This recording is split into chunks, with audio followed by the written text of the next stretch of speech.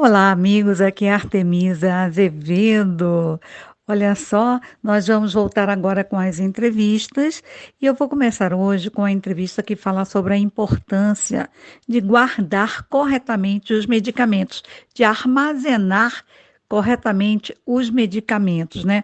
O perigo de você armazenar de forma incorreta e o que isso pode ocasionar a você, aos seus familiares e amigos, né? Então, vamos começar com essa entrevista muito importante. Eu espero que você goste e goste das próximas também. Se você gostar, deixe o seu like. Se você ainda não é inscrito, se inscreva e faça seu comentário, tá bom? Vamos lá à nossa primeira entrevista. Artemisa Entrevista. Nós vamos conversar com o Dr. Divaldo Lira Júnior, farmacêutico, sobre os perigos dos medicamentos mal armazenados, né? Dr. Divaldo é farmacêutico com mestrado e doutorado em atenção farmacêutica pela USP, Universidade de São Paulo, e com especialização em comunicação farmacêutica paciente. Atua como professor de assistência farmacêutica, atenção farmacêutica e farmácia hospitalar da Faculdade de Farmácia da Universidade Federal de Sergipe. E é coordenador do Laboratório de Ensino e Pesquisa em Farmácia Social da mesma universidade. Boa tarde, doutor Divaldo Lira Júnior. Oi, boa tarde, Artemisa.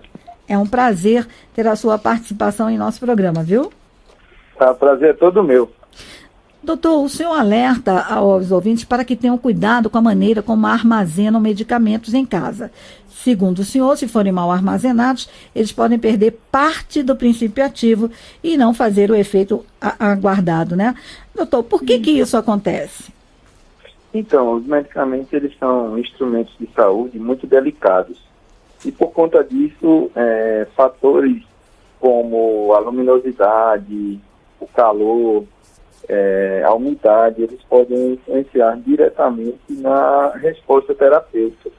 Né? Toda vez que o medicamento é exposto a esses fatores podem, de alguma maneira, alterar a estrutura química das substâncias e, com isso, fazer com que ocorra uma modificação no efeito do fármaco.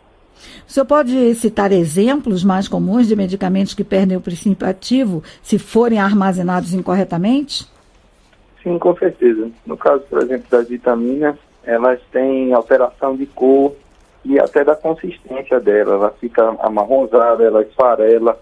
No caso da insulina, por exemplo, ela tem alterações uma mudança de fase. Então, ela fica meio líquida, meio sólida e, consequentemente, ela não faz bem para quem usa.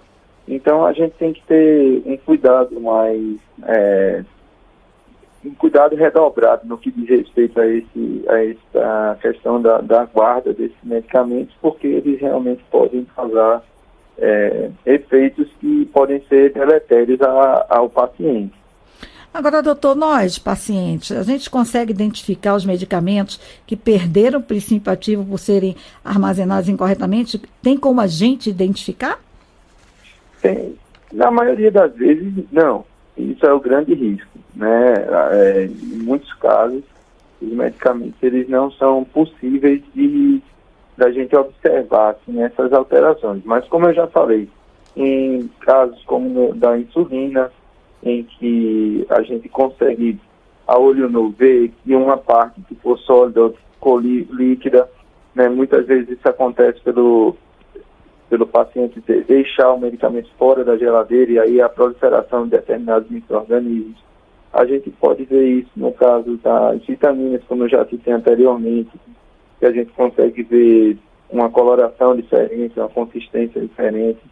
E aí, nesse sentido, quando a gente observa alterações no cheiro ou até a gente visualiza alterações de cor, então é importante que a gente não utilize esse medicamento, porque ele pode, como eu já falei anteriormente, causar mais dano do que benefício a esse paciente. Agora, doutor, quais são os principais erros que as pessoas mais cometem ao armazenar medicamentos em casa? Quais são os principais erros? Bom, um dos erros principais é que a maioria das pessoas